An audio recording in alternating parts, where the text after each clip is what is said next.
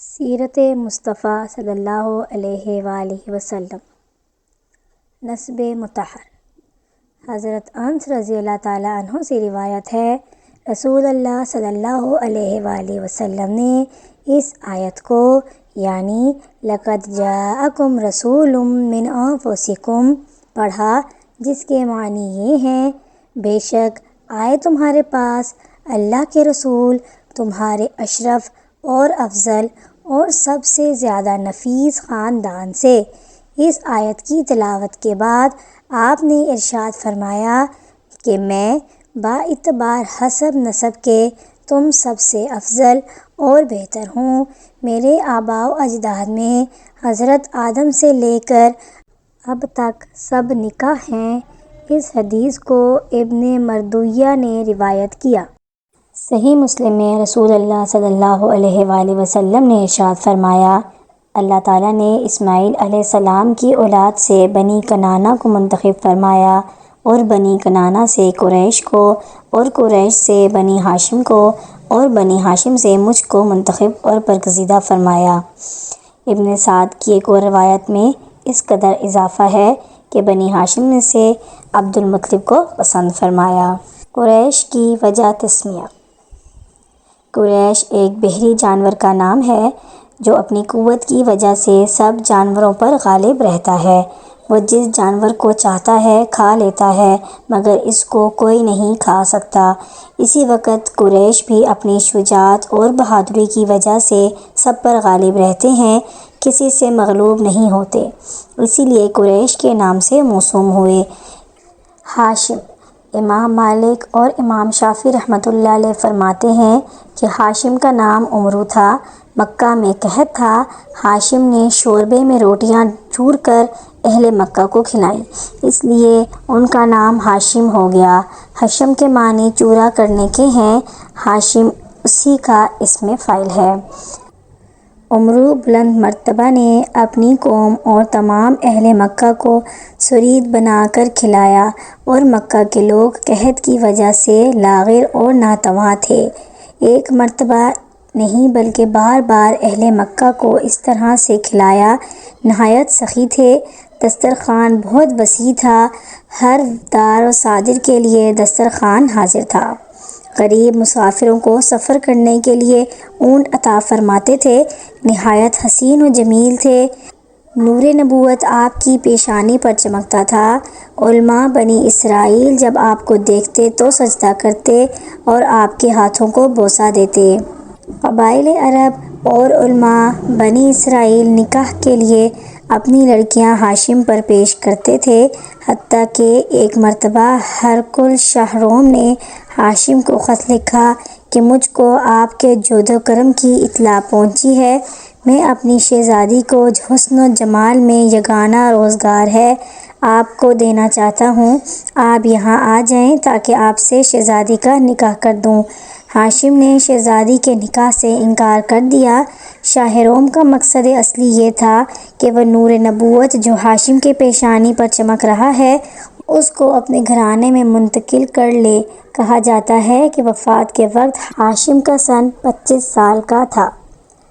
ہاشم ہی نے سب سے پہلے قریش میں دستور جاری کیا کہ سال میں 2 مرتبہ تجارت کے لیے قافلہ روانہ ہوا کرے، موسم گرما میں شام کی طرف اور موسم سرما میں یمن کی طرف۔ اسی دستور کے مطابق ہر موسم میں قافلہ روانہ ہوتا۔ کیسر روم بھی ہاشم کے ساتھ نہایت احترام کے ساتھ پیش آتا اور نذرانہ بھی پیش کرتا۔ ہاشم نے حکومت یمن اور حکومت روم سے قریش کے کاروان تجارت کی حمایت اور حفاظت کا حکم حاصل کیا۔ عرب کے راستے عموماً چونکہ لوٹ اور غارت سے مامون نہ تھے، اس لیے ہاشم نے قبائل سے معاہدہ کیا کہ ہم تمہاری ضرورتیں وہاں پہنچایا کریں گے اور تم ہمارے قافلے کو کسی قسم کا ضرر نہ پہنچانا۔ ہاشم کی اس حسن تدبیر کا یہ نتیجہ ہوا کہ تمام راستے مامون ہو گئے۔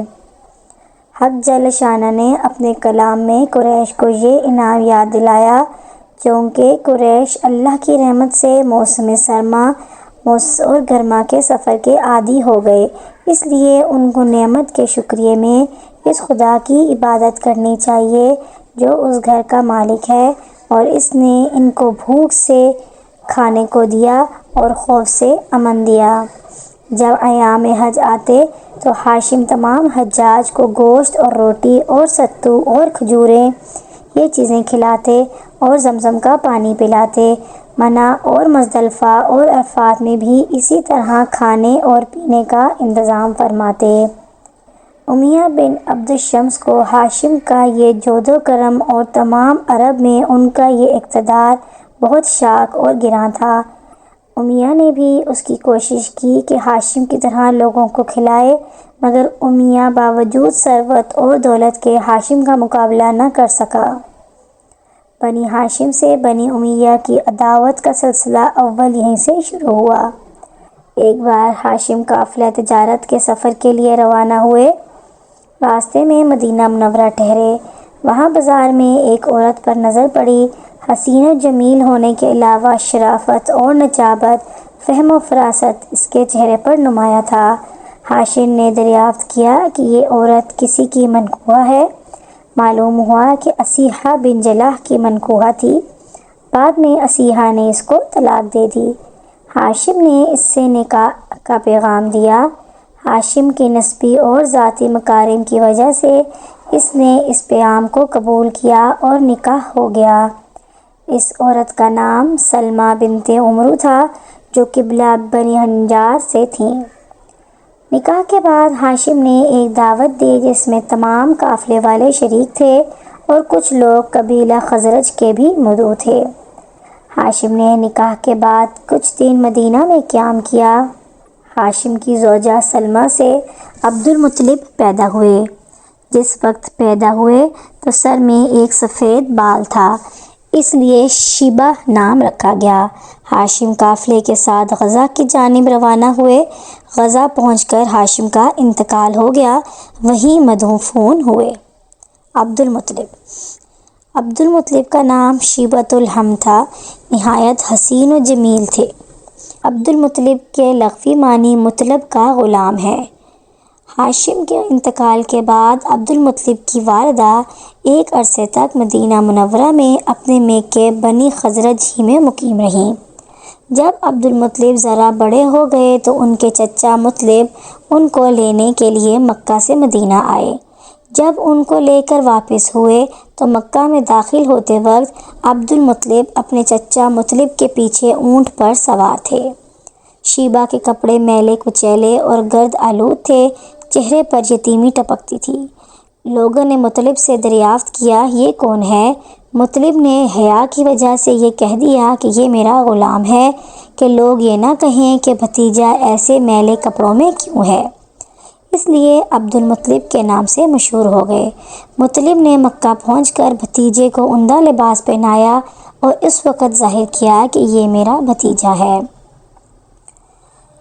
ابن سعد طبقات میں روایت کرتے ہیں کہ عبد المطلب تمام قریش میں سب سے زیادہ حسین اور جمیل اور سب سے زیادہ قوی اور جسیم اور سب سے زیادہ بردبار اور حلیم اور سب سے زیادہ سخی اور کریم اور سب سے زیادہ شر اور فتنہ سے دور بھاگنے والے تھے اور قریش کے مسلم سردار تھے۔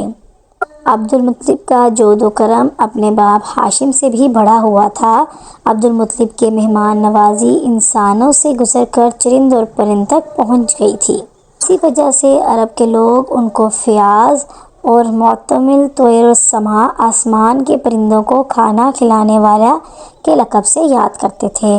شراب کو اپنے اوپر حرام کیا ہوا تھا۔ جب رمضان المبارک کا مہینہ آتا تو خاص طور پر فقراء اور مساکین کو کھانا کھلاتے۔ غار حرا میں سب سے پہلے خلوت اور عزلت عبد المطلب ہی نے کی۔ چاہے زمزم اور عبد المطلب کا خواب۔ قبیلہ جرہم کا اصلی وطن یمن تھا۔ یمن میں قحط پڑا، اس وجہ سے بنی جرہم معاش کی تلاش میں نکلے۔ اتفاق سے راستے میں اسماعیل علیہ السلام اور ان کی والدہ مہاجرہ حضرت ہاجرہ سے چاہے زمزم کے قریب ملاقات ہو گئی۔ بنو جرہم کو یہی جگہ پسند آئی اور اسی جگہ قیام پذیر ہو گئے۔ پھر اس کے بعد اسماعیل علیہ السلام کی شادی اسی قبیلے میں ہوئی، اور نبی ہونے کے بعد عمالقہ اور جرہم اور اہل یمن کی طرف مبعوث ہوئے۔ 130 سال کی عمر میں آپ علیہ السلام کا انتقال ہوا۔ حطیم میں اپنی والدہ ماجدہ کے قریب مدفون ہوئے۔ اسماعیل علیہ السلام کے وصال کے بعد حسب وصیت ان کے بیٹے کیدار خانہ کعبہ کے متولی ہوئے۔ اس طرح بنو اسماعیل خانہ کعبہ کے متولی ہوتے رہے۔ کچھ عرصے کے بعد اسماعیل اور بنو جرہم میں منازعت اور مخاصمت کی نوبت آئی۔ بالآخر بنی جرہم غالب آ گئے اور مکہ میں جرہم کی حکومت قائم ہو گئی۔ چند روز کے بعد جرہم کے حکام لوگوں پر ظلم و ستم ڈھانے لگے، یہاں تک ظلم کیا کہ اولاد اسماعیل مکہ کے اطراف میں آباد ہو گئی۔ جرہم کا جب ظلم و ستم و فسق و فجور اور بیت اللہ کی بے حرمتی حد سے گزر گئی تو ہر طرف سے قبائل عرب مقابلے کے لیے کھڑے ہو گئے۔ مجبوراً قبیلہ جرہم کو مکہ سے بھاگنا پڑا، لیکن جس وقت مکہ سے نکلنے لگے تو خانہ کعبہ کی چیزوں کو بئر زمزم میں دفن کر گئے، اور بئر زمزم کو اس طرح بند کر گئے کہ زمین کے ہموار ہو گیا اور زمزم کا نشان بھی نہ رہا۔ بنی جرہم کے چلے جانے کے بعد بنی اسماعیل مکہ میں واپس آ گئے اور آباد ہو گئے، مگر بئر زمزم کی طرف کسی نے کوئی توجہ نہ کی۔ کچھ عرصے کے بعد اس کا نام و نشان بھی نہ رہا، یہاں تک کہ جب مکہ کی حکومت اور سرداری عبد المطلب کے قبضے میں آئی اور ارادہ خداوندی اس جانب متوجہ ہوا کہ چاہے زمزم جو عرصہ سے بند اور بے نام و نشان پڑا ہے اس کو ظاہر کیا جائے، تو سچے خواب کے ذریعے عبد المطلب کو اس جگہ کے کھودنے کا حکم دیا گیا، اور اس جگہ کے نشانات اور علامات خواب میں بتائے گئے۔ چنانچہ عبد المطلب کہتے ہیں کہ میں حطیم میں سو رہا تھا کہ ایک آنے والا میرے پاس آیا اور مجھ سے خواب میں کہا، احفر برہ، برہ کو کھودو۔ میں نے دریافت کیا، وما برہ، برہ کیا ہے؟ تو وہ چلا گیا۔ اگلے روز پھر اسی جگہ سو رہا تھا کہ خواب میں دیکھا کہ وہ شخص یہ کہہ رہا ہے، مظنونہ کو کھودو۔ میں نے دریافت کیا، وما مظنونہ، مظنونہ کیا ہے؟ تو وہ شخص چلا گیا۔ تیسرے روز پھر اسی جگہ خواب میں دیکھا کہ وہ شخص یہ کہہ رہا ہے، احفر طیبہ، طیبہ کو کھودو۔ میں نے کہا، وما طیبہ، طیبہ کیا ہے؟ تو وہ شخص چلا گیا۔ چوتھے روز پھر اسی جگہ یہ خواب دیکھا کہ وہ شخص کہتا ہے، احفر زمزم، زمزم کو کھودو۔ میں نے کہا، وما زمزم، زمزم کیا ہے؟ اس نے جواب دیا، وہ پانی کا ایک کنواں ہے کہ جس کا پانی نہ کبھی ٹوٹتا ہے اور نہ کبھی کم ہوتا ہے، بے شمار حجاج کو سیراب کرتا ہے۔ اور پھر اس جگہ کے کچھ نشانات اور علامات بتائے کہ اس جگہ کو کھودو۔ اس طرح بار بار دیکھنے اور نشانات بتانے سے عبد المطلب کو یقین ہو گیا کہ یہ خواب سچا ہے۔ عبد المطلب نے قریش سے اپنے خواب کا ذکر کیا اور کہا کہ میرا ارادہ اس جگہ کو کھودنے کا ہے۔ قریش نے کھودنے کی مخالفت کی، مگر عبد المطلب نے مخالفت کی پرواہ نہیں کی اور کدال اور پھاوڑا پرواہ نہیں کی اور اپنے بیٹے حارث کو ساتھ لے کر مگر عبد المطلب نے مخالفت کی پرواہ نہیں کی اور اپنے بیٹے حارث کو لے کر اس جگہ پہنچ گئے اور نشان کے مطابق کھودنا شروع کر دیا۔ عبد المطلب کھودتے جاتے تھے اور حارث مٹی اٹھا اٹھا کر پھینکتے جاتے تھے۔ 3 روز کے بعد ایک من ظاہر ہوئی۔ عبد المطلب نے فرط مسرت سے اللہ اکبر کا نعرہ لگایا اور کہا، یہی اسماعیل علیہ السلام کا کنواں ہے۔ اس کے بعد عبد المطلب نے چاہے زمزم کے قریب کچھ حوض تیار کرائے جن میں آب زمزم بھر کر حاجیوں کو پلاتے۔ چند حاسدوں نے یہ شرارت شروع کی کہ شب میں ان حوضوں کو خراب کر جاتے، جب صبح ہوتی تو عبد المطلب ان کو درست کرتے۔ بالآخر گھبرا کر اس بارے میں اللہ سے دعا مانگی۔ اس وقت ان کو خواب میں یہ بتایا گیا کہ تم یہ دعا مانگو، اے اللہ، میں اس زمزم سے لوگوں کو غسل کرنے کی اجازت نہیں دیتا، صرف پینے کی اجازت ہے۔ صبح اٹھتے ہی عبد المطلب نے اس کا اعلان کر دیا۔ اس کے بعد جس کسی نے حوض کے خراب کرنے کا ارادہ کیا وہ ضرور کسی بیماری میں مبتلا ہوا۔ جب بار بار اس قسم کے واقعات ظہور پذیر ہوئے تو حاسدوں نے عبد المطلب کے حوضوں سے تعارض کرنا چھوڑ دیا۔ عبد المطلب کی نظر۔ چاہے زمزم کے کھودتے وقت عبد المطلب کا سوائے اکلوتے بیٹے حارث کے اور کوئی یار و مددگار نہ تھا، اس لیے منت مانی کہ اگر حق تعالیٰ مجھے 10 بیٹے عطا فرمائے جو جوان ہو کر میرے دست و بازو بنے تو ایک فرزند کو اللہ کے نام پر ذبح کروں گا۔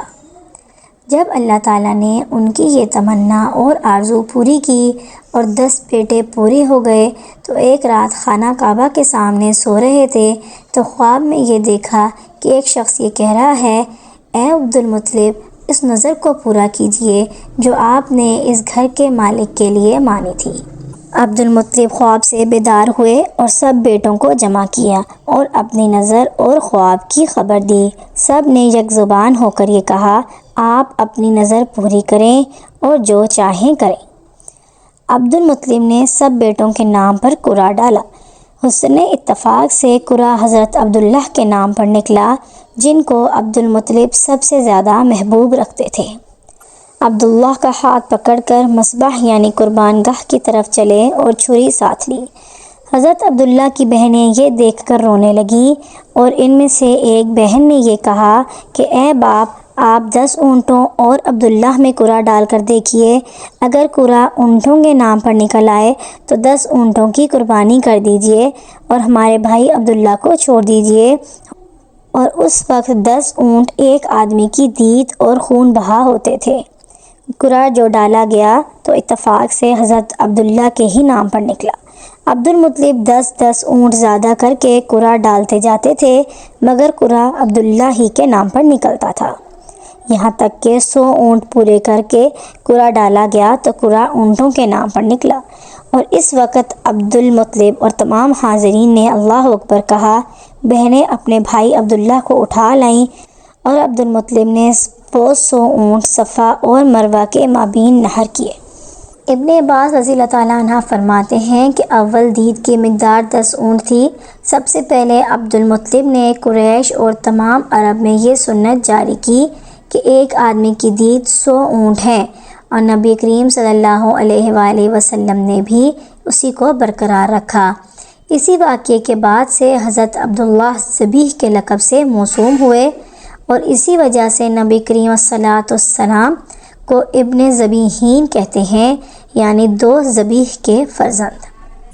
حضرت معاویہ رضی اللہ تعالیٰ عنہ فرماتے ہیں کہ ہم ایک بار حضرت محمد صلی اللہ علیہ وآلہ وسلم کی خدمت بابرکت میں حاضر تھے کہ ایک اعرابی آیا اور آپ صلی اللہ علیہ وآلہ وسلم کو ان لفظوں سے خطاب کیا، ما ابن ذبیحین۔ آپ صلی اللہ علیہ وآلہ وسلم نے تبسم فرمایا۔ حضرت معاویہ رضی اللہ تعالیٰ عنہ جب اس حدیث کی روایت سے فارغ ہوئے تو حاضرین میں سے کسی نے دریافت کیا کہ وہ 2 ذبیح کون ہیں؟ تو حضرت معاویہ رضی اللہ تعالیٰ عنہ نے حضرت عبداللہ کا یہ واقعہ بیان کیا کہ ایک عبداللہ اور دوسرے حضرت اسماعیل علیہ السلام۔ عبد المطلب نظر کے پورا کرنے کی تاکید فرماتے اور محارم سے نکاح کرنے کو منع کرتے، شراب اور زنا اور لڑکیوں کو زندہ درگور کرنے سے اور بیت اللہ کا برہنہ طواف کرنے سے لوگوں کو روکتے، چوروں کے ہاتھ کاٹنے کا حکم دیتے، اور یہ وہ امور ہیں کہ قرآن و حدیث میں جن کی تصدیق اور تاکید مذکور ہے۔ حضرت عبداللہ کا حضرت آمنہ سے نکاح۔ عبد المطلب جب عبداللہ کے فدیے سے فارغ ہوئے تو شادی کی فکر ہوئی۔ قبیلہ بنی زہرہ جو شرافت نسبی میں ممتاز تھا، اس میں وہب بن عبد المناف کی صاحبزادی سے جن کا نام آمنہ تھا اور اپنے چچا وحید بن عبد المناف کی زیر تربیت تھیں، ان سے حضرت عبداللہ کے نکاح کا پیام دیا۔ ابن عباس فرماتے ہیں کہ جب عبد المطلب اپنے فرزند عبداللہ کو نکاح کے لیے لے کر چلے تو راستے میں ایک یہودی عورت پر گزر ہوا جس کا نام فاطمہ تھا اور وہ توریت اور انجیل وغیرہ سے بخوبی واقف تھی۔ حضرت عبداللہ کے چہرے پر نور نبوت دیکھ کر اپنی طرف بلایا اور یہ کہا کہ میں تجھ کو 100 اونٹ نظر کروں گی۔ حضرت عبداللہ نے جواب دیا، حرام کے ارتکاب سے موت آسان ہے اور ایسا فعل بالکل حلال نہیں جس کو معرض ظہور میں لا سکو۔ حضرت عبداللہ جب حضرت آمنہ سے نکاح کر واپس ہوئے تو واپسی میں پھر اسی عورت پر گزر ہوا تو اس نے دریافت کیا، اے عبداللہ، تم یہاں سے جانے کے بعد کہاں رہے؟ حضرت عبداللہ نے کہا، میں نے اس عرصے میں وہب بن عبد المناف کی صاحبزادی آمنہ سے نکاح کیا اور نکاح کے بعد 3 روز وہاں قیام کیا۔ اس یہودی عورت نے سن کر کہا کہ واللہ میں کوئی بری عورت نہیں، تمہارے چہرے پر نور نبوت دیکھ کر یہ چاہا کہ یہ نور میری طرف منتقل ہو جائے، لیکن اللہ نے جہاں چاہا وہاں اس نور کو ودیعت رکھا۔ حضرت عبداللہ بغرض تجارت قافلے کے ساتھ شام تشریف لے گئے۔ راستے میں بیماری کی وجہ سے مدینہ منورہ ٹھہر گئے۔ قافلہ جب واپس مکہ پہنچا تو عبد المطلب نے دریافت کیا کہ عبداللہ کہاں رہ گئے؟ قافلے والوں نے کہا، بیماری کی وجہ سے اپنے ننیال بنی نجار میں ٹھہر گئے۔ عبد المطلب نے فوراً اپنے بڑے فرزند حارث کو مدینہ روانہ کیا۔ مدینہ پہنچ کر معلوم ہوا کہ حضرت عبداللہ کا انتقال ہو چکا۔ 1 ماہ بیمار رہے اور انتقال کے بعد مدینہ منورہ ہی میں ناوخہ کے مقام پر مدفون ہوئے۔ حارث نے واپس آ کر عبد المطلب اور خویش و اقارب کو اس حادثے کا اطلاع دی، جس سے سب کو سخت صدمہ اور ملال ہوا۔ قیس ابن مخرمہ سے مروی ہے کہ نبی اکرم صلی اللہ علیہ وآلہ وسلم ابھی پیدا بھی نہ ہوئے تھے کہ حضرت عبداللہ کا انتقال ہو گیا۔ وفات کے وقت حضرت عبداللہ کی عمر علی الاختلاف 30، 25 یا 28 یا 18 سال کی تھی۔ انتقال کے وقت عبداللہ نے 5 اونٹ اور چند بکریاں اور ایک باندی جن کی کنیت ام الایمن اور نام برکت تھا، یہ چیزیں ترکے میں چھوڑیں۔